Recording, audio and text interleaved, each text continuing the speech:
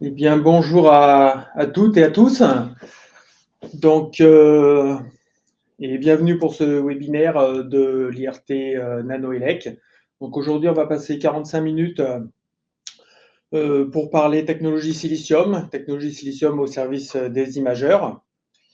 Et puis pour ça, je suis avec deux personnes, donc Stéphane Borel et puis Stéphane Nicolas, qui sont tous les deux ingénieurs, chercheurs et chefs de projet au CEA Leti. Et l'un plus en charge des HD TSV, donc on va voir de quoi il s'agit dans la suite du webinaire.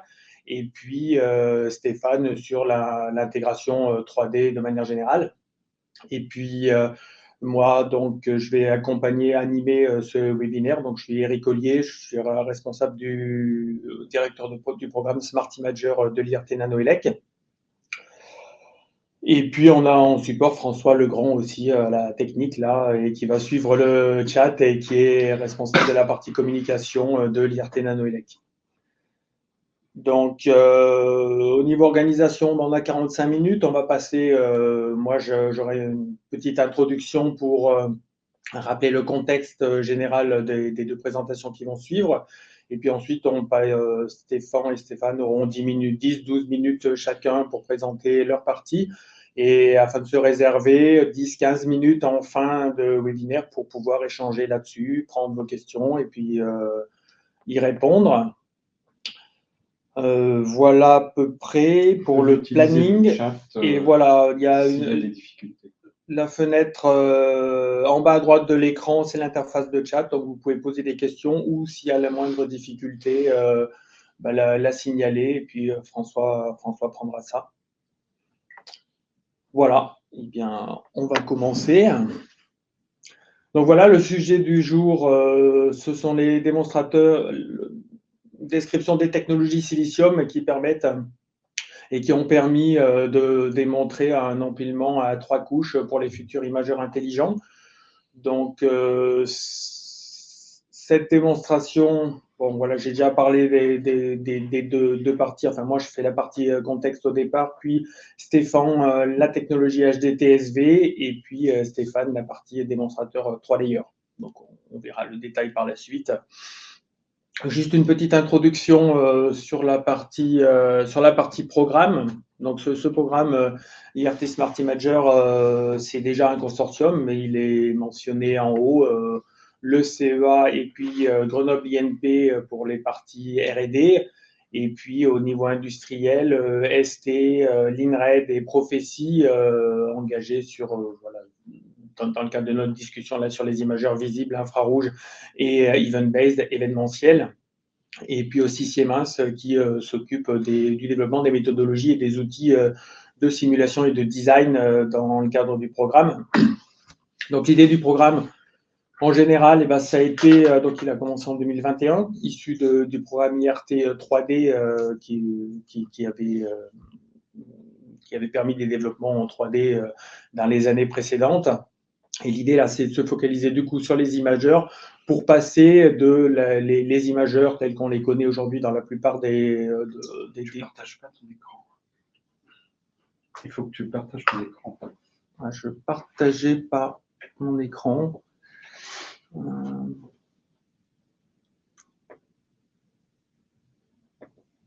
Ce sera plus facile avec les slides.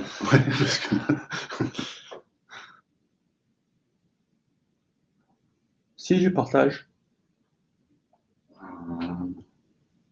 Alors pourquoi est-ce qu'on ne voit pas?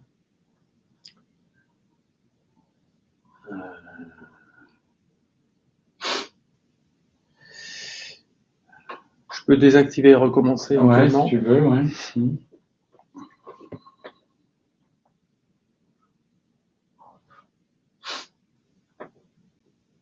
Je fais tout l'écran, c'est le plus simple. Voilà. C'est bon. Il faut que tu changes d'écran. C'est bon, voilà. On va masquer ça. Voilà, c'est mieux. On peut commencer.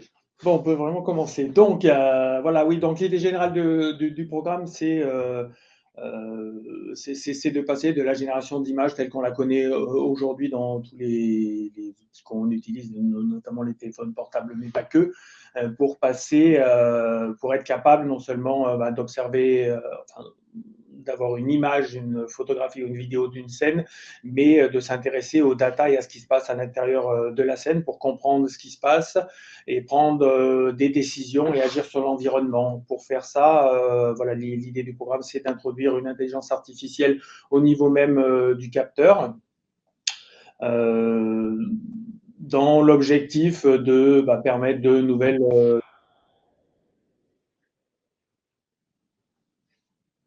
fonctionnalités. Et si on observe du coup la figure de... Alors, il faut aussi que j'active... Bon, je crois qu'on va faire avec la souris. Oui, aujourd'hui, les imageurs sont principalement réalisés avec 2 couches de silicium. Une première couche qui est la photodiode et puis une deuxième couche, pour simplifier, qui traite le signal électrique issu de la photodiode. Ça, c'est ce qu'on appelle les imageurs, voilà, 2 couches. Et l'idée, c'est de rajouter une 3e couche de silicium pour permettre d'avoir plus de silicium afin d'introduire des fonctions, des réseaux de neurones et des fonctions d'intelligence artificielle sur cette 3e couche, en introduisant un réseau de neurones, des mémoires supplémentaires pour assurer ces fonctions, sachant que les fonctions principales qui sont étudiées dans le cadre du programme, c'est la segmentation sémantique dans l'objectif de faire de la détection d'objets. Donc, non seulement il ne s'agit pas de reconnaître un chat ou c'est d'aller plus loin, c'est d'observer une scène et de savoir distinguer un lampadaire d'un piéton, d'un animal, une voiture, etc., de manière à prendre des décisions en fonction de l'application qui va être poursuivie. Donc, dans le cadre du programme, bon, bien sûr, au niveau des applications, il y en a beaucoup. Bien sûr, la partie consumer, l'industrie, automobile, contrôle de process, santé, etc.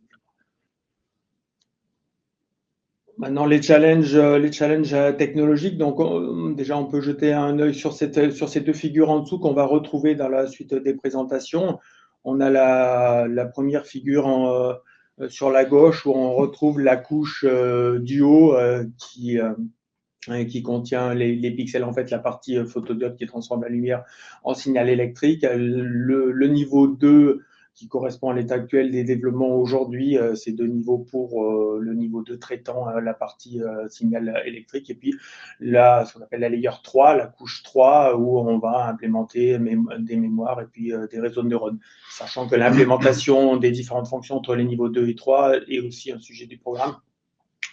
Donc, c'est pour ça que dans ce programme, on va développer les technologies de stacking 3D pour permettre l'implémentation de cette intelligence artificielle. Donc, bien sûr, les technologies silicium, c'est là-dessus qu'on va se concentrer aujourd'hui, sur la partie TSV en particulier, et puis la partie collage hybride, et surtout la réalisation du 3-layer.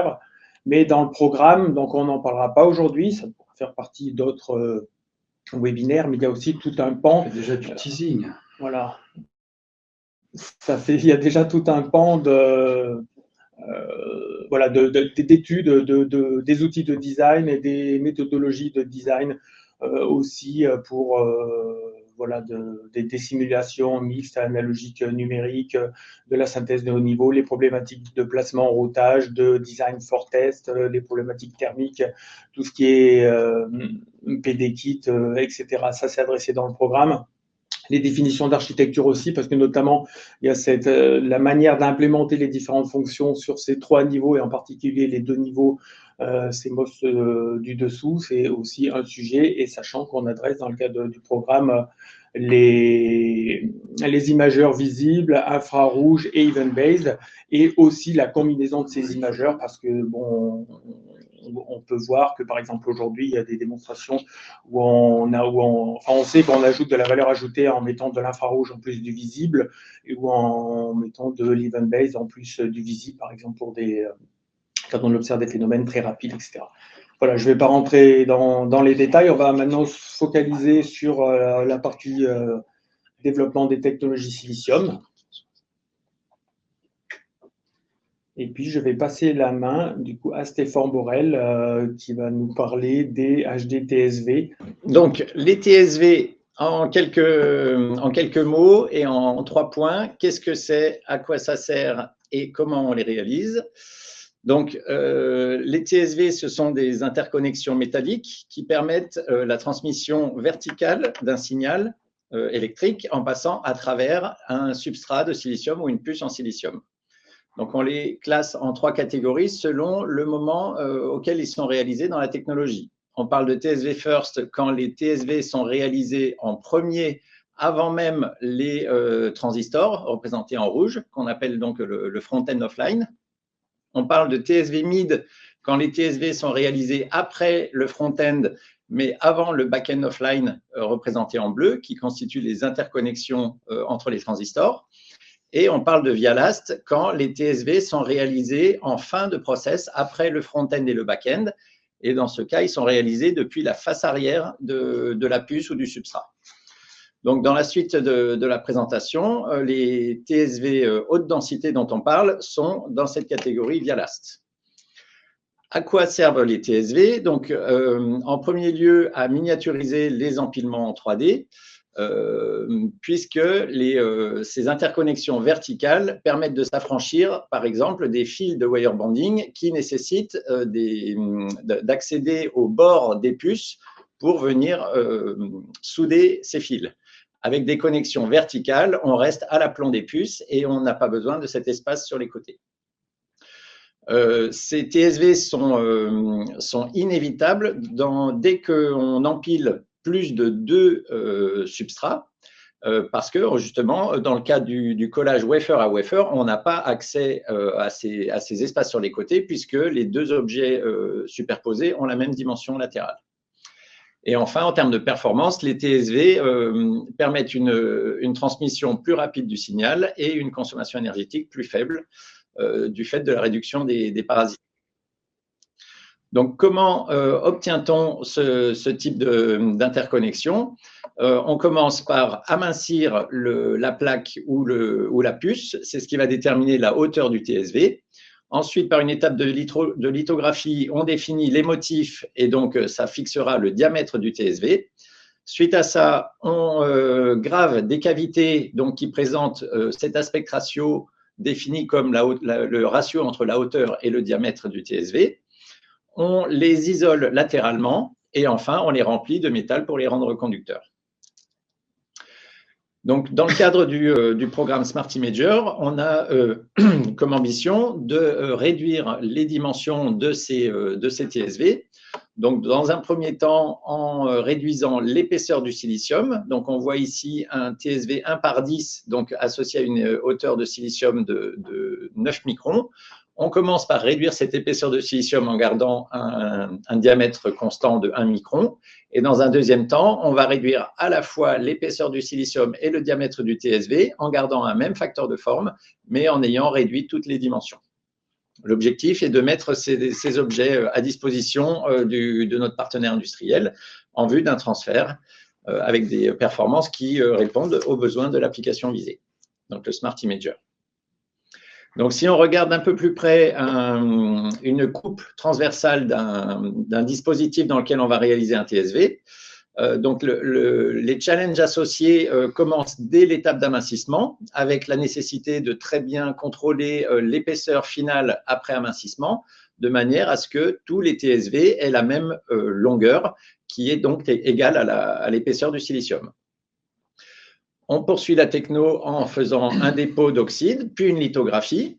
Donc, au niveau de cette lithographie, les challenges, c'est l'alignement de ce motif qui définira le TSV par rapport au motif enterré sur lequel doit se connecter le TSV. Donc là, ça passe par un alignement infrarouge qui doit être de très, très bonne précision. Et puis, on doit aussi faire en sorte d'être insensible aux effets de densité, à savoir que les motifs isolés et denses se comportent de la même manière en termes de litho pour présenter des géométries similaires en fin de process. On poursuit par la gravure profonde de ces cavités, donc qui sont challenging dans la mesure où on a un fort aspect ratio qui peut atteindre 10 entre la profondeur et les dimensions latérales. Suite à ça, on fait un dépôt d'une couche diélectrique qui vient donc tapisser les flancs du TSV pour l'isoler du substrat de silicium. Et s'ensuit une gravure qui consiste à retirer cette isolation en fond de TSV pour venir reprendre le contact sur le métal enterré. Donc ici, c'est une étape qui est également cruciale pour les performances du TSV, puisque le contact doit être le plus pur possible.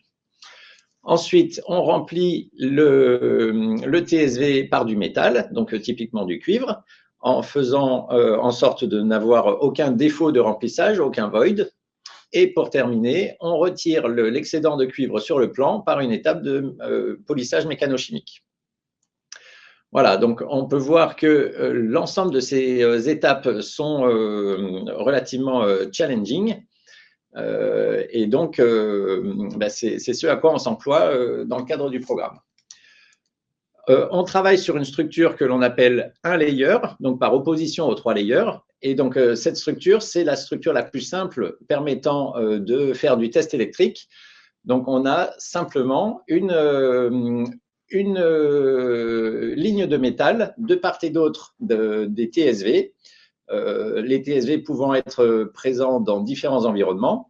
Et donc, avec ce type de structure, on peut caractériser électriquement le TSV.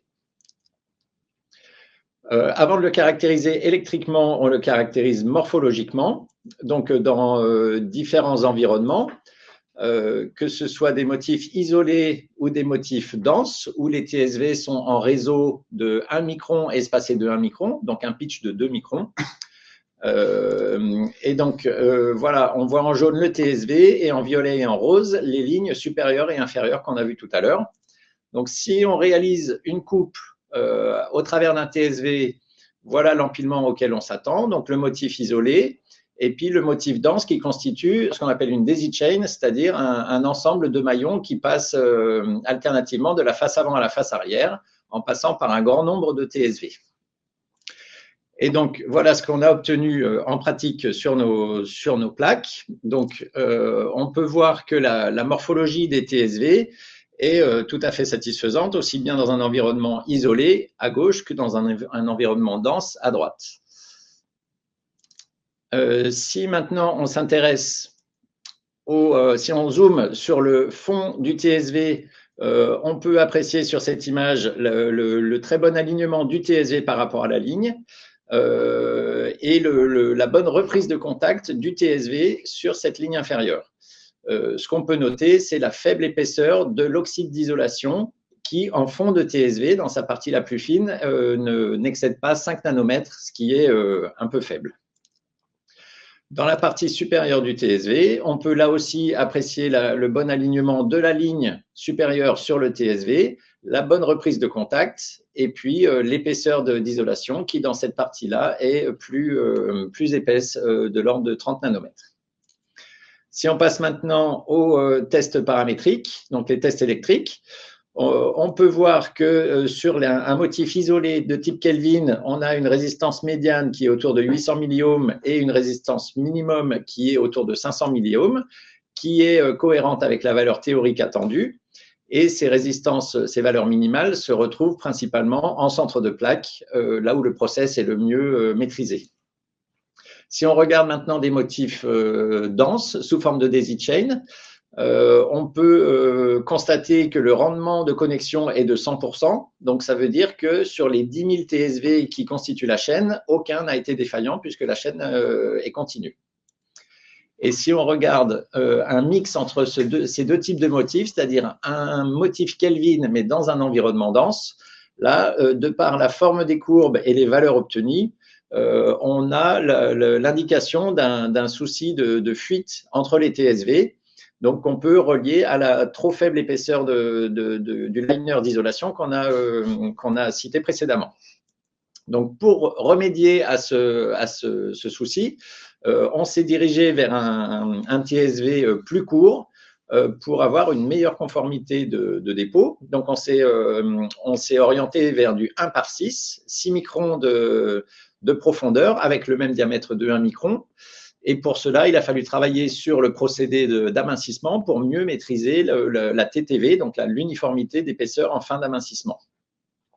Donc, grâce à un équipement de nouvelle génération et au travail sur le procédé de grinding, on a pu réduire la TTV, donc la différence maximale d'épaisseur au sein d'une plaque, de 3,5 microns à environ 1 micron, ce qui représente plus ou moins 10% de l'épaisseur de la cible.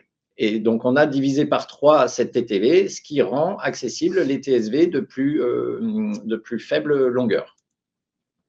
Donc, ces TSV 1 par 6, on les a caractérisés morphologiquement sur un véhicule de test 1 layer. Donc, on peut voir ici un motif dans un environnement dense, donc au diamètre de 1 micron et au pitch de 2 microns. Donc, la hauteur totale de 6 microns est associée à une épaisseur de silicium de 5 microns. Et donc, ce qu'on peut voir, alors on ne voit pas très bien sur cette photo, mais on peut déjà voir que le liner de diélectrique est continu sur toute la hauteur du TSV. Et si on zoome sur le fond du TSV, donc on constate là aussi un bon alignement, une bonne reprise de contact et une épaisseur d'isolation qui, cette fois-ci, atteint 15 nanomètres, ce qui est plus confortable d'un point de vue maîtrise des fuites entre les TSV. Et si on regarde le sommet du TSV, on a là aussi un très bon alignement, une bonne reprise de contact et une épaisseur d'isolation qui est confortable. Si on regarde maintenant les tests paramétriques sur ces TSV 1 par 6, on retrouve ici aussi, donc sur les motifs isolés, les Kelvin isolés, une valeur médiane autour de 700 milliohms et une valeur minimum autour de 300 milliohms. Donc, ces 300 milliohms sont obtenus plutôt en centre de plaque. Ils représentent une diminution de l'ordre de 40% par rapport au TSV 1 par 10, ce qui est cohérent avec la réduction de longueur du TSV de 40% en passant du 1 par 10 au 1 par 6. Si on regarde les motifs denses sous forme de daisy chain de 10 000 TSV, on a là aussi un rendement de connexion de 100%. Donc, 0 TSV défaillant sur les 10 000 que constitue la chaîne. Si on s'intéresse de plus près aux fuites, donc à l'isolation latérale des TSV, on peut voir que sur les plaques qui ont été testées, une tension supérieure à 20 volts a pu être appliquée entre 2 TSV voisins sans qu'il n'y ait de claquage. Donc, l'épaisseur de ce liner d'isolation est suffisante lorsqu'on est dans ce facteur de forme de 1 par 6. Voilà, donc en conclusion, nous avons développé et caractérisé les TSV 1 par 10 sur un véhicule de test 1 layer. Les résultats morphologiques sont très bons et les résultats électriques sont bons au détail près de l'isolation en raison de la discontinuité du liner sur les forts facteurs de forme. Grâce à un travail sur le procédé d'amincissement et une réduction de la TTV, nous avons pu descendre les épaisseurs de silicium autour de 5 microns pour réaliser des TSV 1 par 6 qui ont montré donc une plus faible résistance électrique et une meilleure isolation grâce à la continuité du liner. Et donc, ces TSV sont disponibles et sont prêts à être implémentés dans des architectures plus complexes de type 3 layers. Dont va vous parler Stéphane. Voilà, on va enchaîner directement sur la deuxième présentation. Okay. Eh ben, bonjour à toutes et à tous. Donc, pour démarrer cette partie, je voulais revenir rapidement sur l'objectif initial dont a déjà parlé Eric. Donc, l'idée, c'est de fabriquer un imageur intelligent. On voit ici 2 représentations, une 3D, une 2D. On voit toute la complexité de ce type de composants avec énormément de niveaux métal. Donc, l'idée ici, afin de démontrer la faisabilité du process, c'est-à-dire combiner un collage hybride, enfin plusieurs collages hybrides avec des TSV. L'idée, c'est de passer par un véhicule de test simplifié que vous voyez ici à droite, avec, comme vous pouvez le voir, un nombre de niveaux métal assez limité, mais qui va nous permettre quand même de faire des caractérisations morpho et des caractérisations électriques. Donc, sur ce 3 layers, on a utilisé 2 pitchs, pitch de 6 et de 4. Les TSV sont des TSV 1 par 10.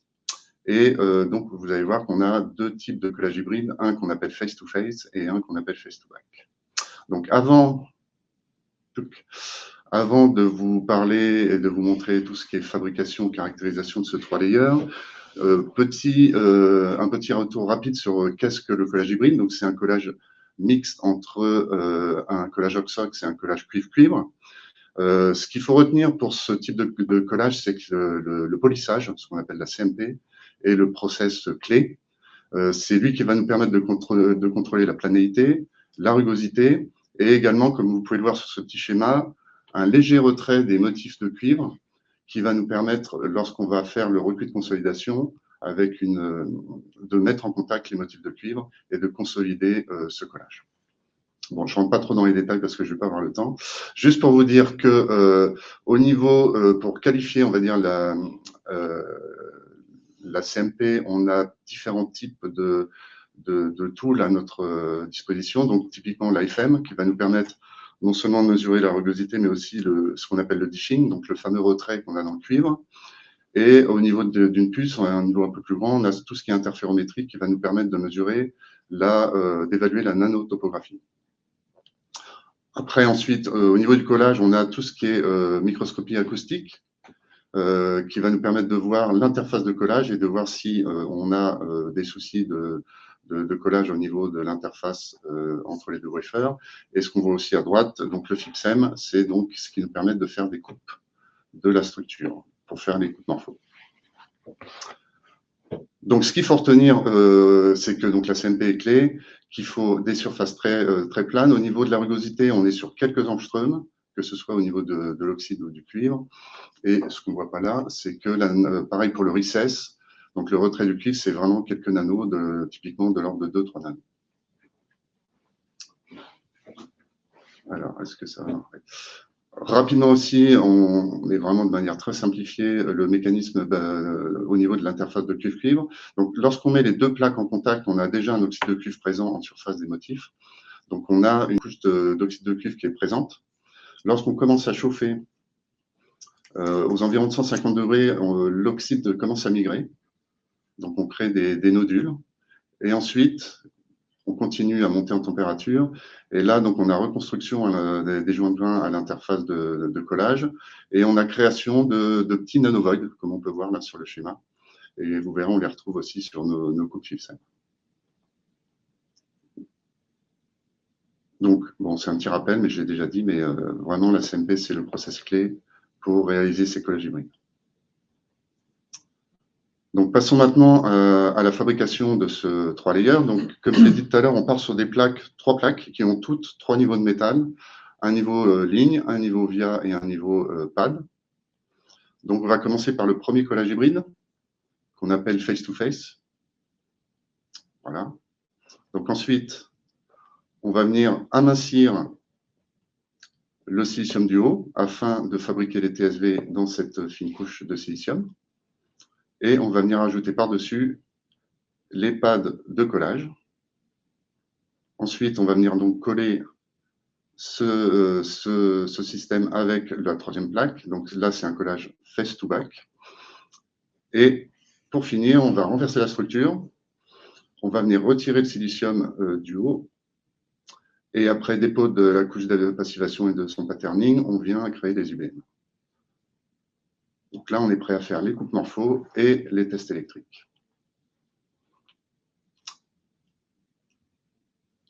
Donc rapidement, je voulais vous montrer au niveau des caracs.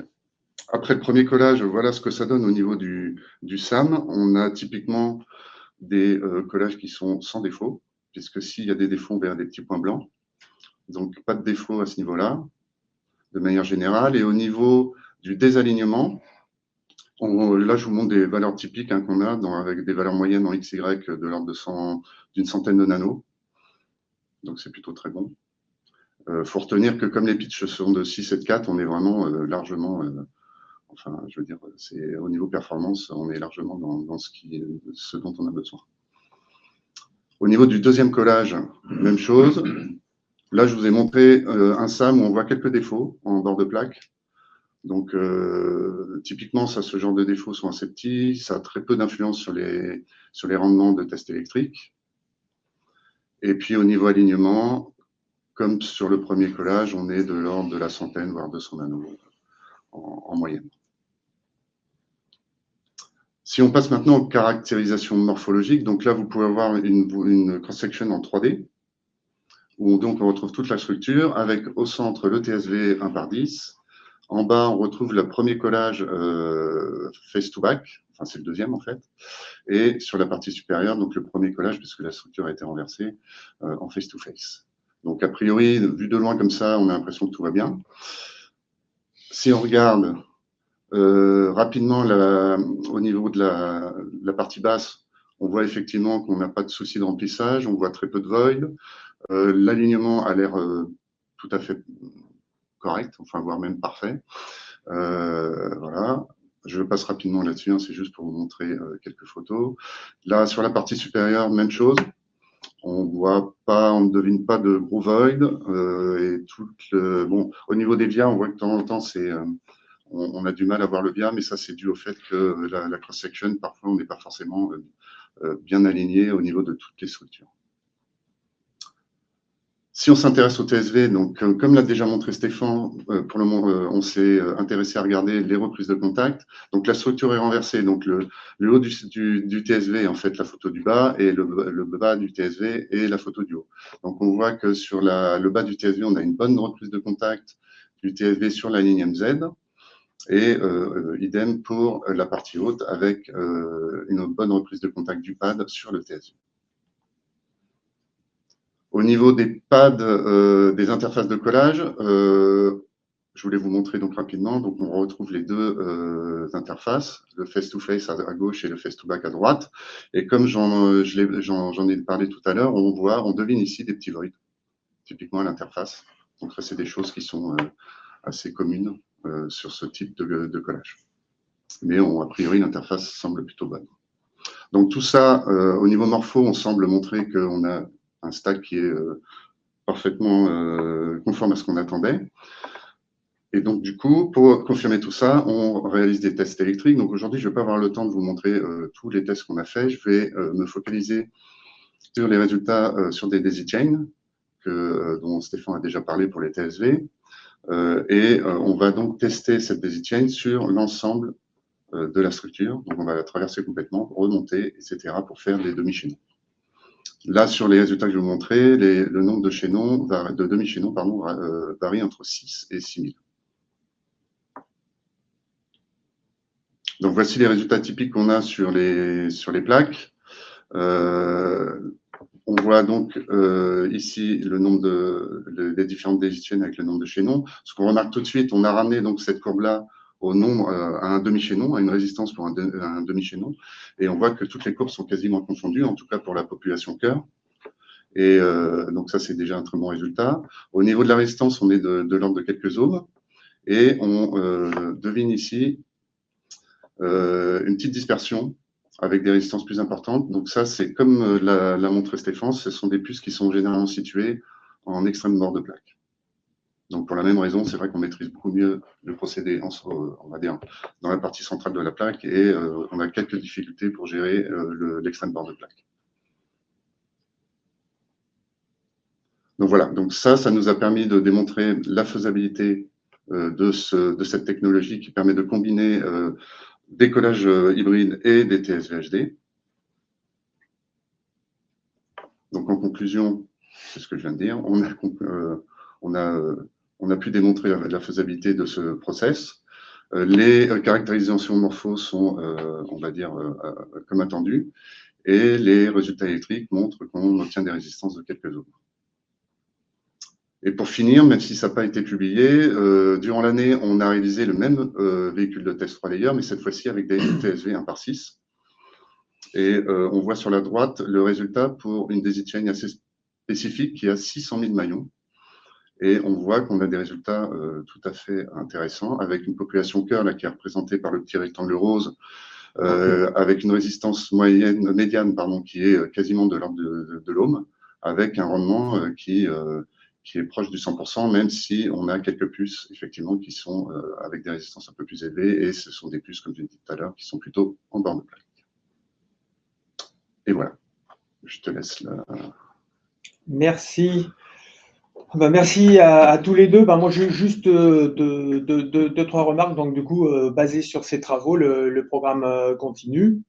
Et maintenant, tout en continuant à développer ces technologies de base silicium, design, architecture, le consortium et ses différents partenaires travaillent justement à la conception d'un imageur intelligent, mais là complètement fonctionnel, en allant au-delà de la continuité électrique sur tous les niveaux.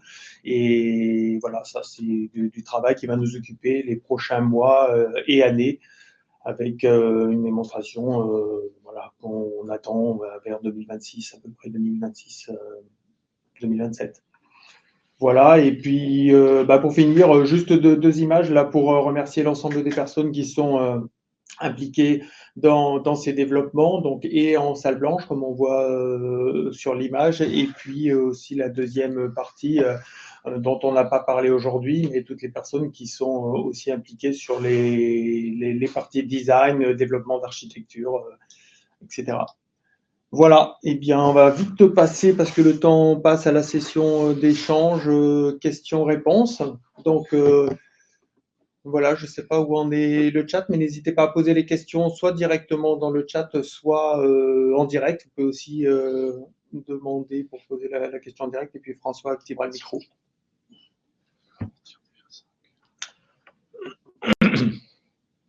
Bon, c'est toujours pareil, des fois c'est un petit peu difficile La première question de démarrer. Il y a Merci pour la question, Jérôme.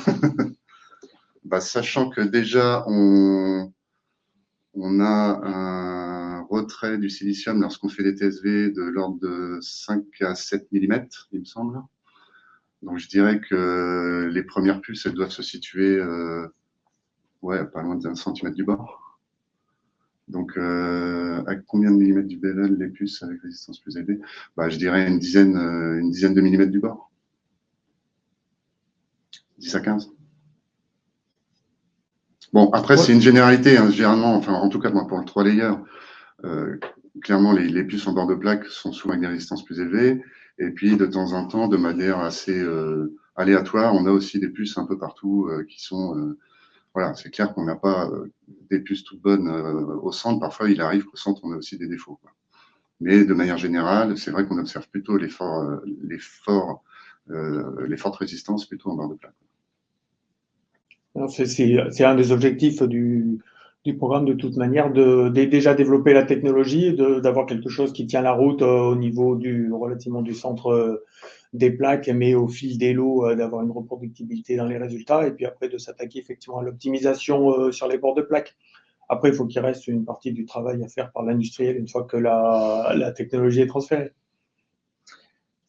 Une deuxième question d'Hervé Boutry: quelles sont les approches concurrentes, si elles existent? Alors, les approches à propos de quoi? Du majeur, de TSV, d'empilement 3D peut-être? En empilement 3D, ce qu'on peut dire, c'est qu'il y a de la concurrence, effectivement, enfin, qui sont même très, il faut être honnête, hein, qui sont en avance par rapport à nous. Sony, l'IMEC aussi avait fait, il y a quelques années, à ECTC, avait fait une publi sur un 4 layers. Donc, je pense que pour la réalisation, en tout cas des imageurs, on reste sur du collage wafer to wafer, très peu en die to wafer, à ma connaissance. Même si Sony, à ECTC, là, dernièrement, a montré un truc un peu hybride, c'est-à-dire un premier collage wafer to wafer, et après, il rapporte des puces par-dessus en die to wafer. Donc, Sony, c'est un des plus avancés à ce niveau-là, avec Samsung aussi, forcément. Mais au niveau des imageurs, je ne pense pas qu'il y ait vraiment de technologie concurrente. Après, il y a les TSV, les tailles des TSV qui peuvent varier. Oui, parce qu'au niveau des technologies, enfin, sur le collage hybride, on est bien positionné par rapport à la concurrence. Au niveau industriel, le collage hybride qui est utilisé, c'est plusieurs microns de pitch. Nous, on travaille à réduire le pitch en dessous du micron, avec comme objectif d'aller jusqu'à 400 ou 200 nanomètres. L'IMEC est aussi dans ces ordres de grandeur-là. Sur le TSV, je pense qu'on est bien placé. Enfin, Stéphane pourra compléter. Et puis sur la concurrence au niveau des imageurs, tu as parlé de Sony. C'est vrai que c'est le principal. De toute façon, c'est lui qui a une grande part de marché aussi si on regarde les revenus des imageurs CMOS. Il y a aussi Samsung, il y a aussi Omnivision. Et avec chez les trois des réalisations de nous, les grands objectifs dans le programme, c'est d'introduire l'intelligence artificielle et le multilayer. Et voilà, Sony a fait des démonstrations de 2 layers, puis de 3 layers. 3 layers pour mettre un réseau de neurones, avec une dernière publication extrêmement pertinente qui vient d'être présentée à UEDM en début du mois, qui ressemble beaucoup à ce qu'on fait. Et puis, il y a aussi l'idée de faire du 3 layers pour faire de l'hybride, combiner de l'event-based avec du visible. Ça, c'est ce qu'a fait Omnivision. Donc, voilà, la concurrence, elle est là. Alors, c'est des fois, bien sûr, on préfère être les premiers que derrière. En même temps, c'est aussi rassurant de voir que les autres grands du domaine sont sur les mêmes technologies. Ça veut dire qu'on n'est pas à côté de la plaque. Et ce qu'il faut quand même retenir, c'est que, bien sûr, pour les chercheurs, publier en premier, c'est quand même bien. Après, il reste à publier des choses pertinentes. Et puis, les travaux qui sont faits dans l'IRT, l'objectif, c'est de préparer les briques technologiques et les transférer à nos partenaires industriels pour qu'ils puissent être sur le domaine. Et on peut être sur un domaine d'application sans être forcément les premiers. Il faut avoir une part du marché et puis voilà, viser des applications pertinentes. Voilà, c'est important. Autre question? Une question ou plusieurs questions? C'est pour ça qu'on arrive à la fin. Ouais.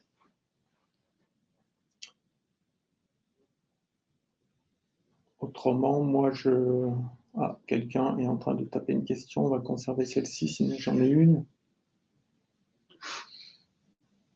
Vas-y, peut-être le temps. Oui, éventuellement, là, on a beaucoup parlé de technologie wafer to wafer. On a parlé un tout petit peu de die to wafer. Est-ce que tu peux nous en dire plus sur les technologies qui sont développées au Leti en die to wafer complémentaire? Oui, en die to wafer. Bon, ce qu'il faut retenir, c'est qu'en wafer to wafer, ce qu'on voit effectivement chez les concurrents, c'est notamment les imageurs et aussi tout ce qui est mémoire type HBM. Et après, pour tout le reste, a priori, c'est surtout du die to wafer. Donc nous, tu veux parler au niveau du labo, donc on a pas mal de choses en die to wafer. On a des trucs classiques avec des reports de puces, effectivement. On travaille aussi sur l'auto-assemblage, c'est-à-dire que on joue sur le fait, avec une goutte d'eau, les puces viennent s'auto-assembler directement avec une précision d'alignement qui est supposée être très, très intéressante. Et puis, on travaille aussi sur des substrats autres que silicium, par exemple. Donc, sur des substrats en verre, par exemple, du die to wafer, là, pour tout ce qui est calcul de performance. Donc, mais c'est vrai. Voilà. Ouais. Mais c'est vrai qu'il y a un gros travail. Enfin, on voit de plus en plus de projets qui rentrent, c'est plutôt, il faut le dire, du die to wafer. Ok, merci. Bon, c'est l'heure. On va conclure ce webinaire qui, j'espère, vous a intéressé. Donc, il est à retrouver en replay dès demain sur le site irtnanoelec.fr. Et de même, le rapport d'activité, il faut que j'en fasse la pub, donc le voilà. Je peux même le rapprocher. Rapport d'activité donc de l'année, de cette année, qui est aussi en ligne sur le site web, irtnanoelec.fr. Voilà, merci à Stéphane et Stéphane, merci à tous et puis joyeux Noël à tous. Au revoir. Merci.